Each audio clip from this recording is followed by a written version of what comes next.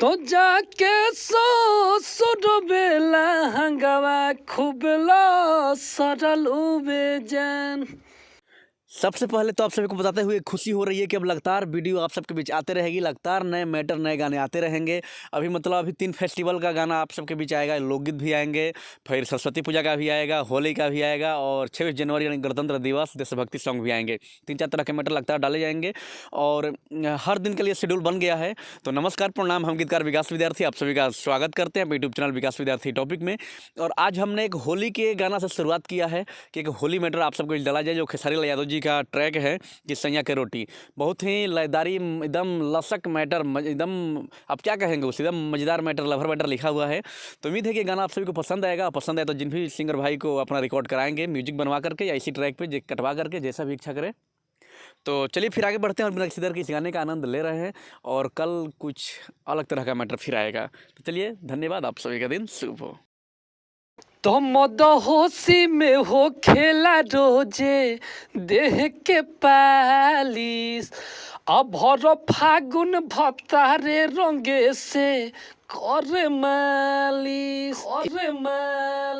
तो मदहोशी में हो खेला रोजे देह के पालिस, अभर फागुन भतारे रंगे से करे मालिश। तो हमारा से गाल रंग बोलू तने में भावे खोलू वे जान। तो जाके ससुर बेला हंगामा खूब सरल उबे जान। तो जाके ससुर बेला हंगामा खूब सरल उबे जान। तो जुबाना पहाड़ जैसा भइल बा हो लागे धुनल होखे, कुछ ना बाकी बाटे दाते ओठे खूबी चुमल होखे। तो लगे गोइल आदत पिचकारी के सोहे लगनी हो चोटे रंग धारी के। तो तुहरे से सब रंगा बाइब तुमाई क्रिया खोलू ए जान। तो जाके ससुर बेला हंगामा खूब सरल उबे जान।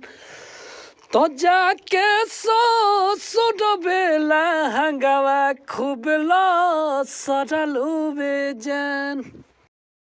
तो हमारे यह वीर बसी या तानू हो खुदे घसतानी,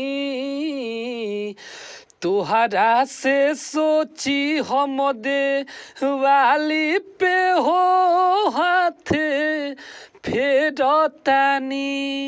तो यो गिला बेगाबे जो बोयाइब हो मन भर तो से लगावाइब हो।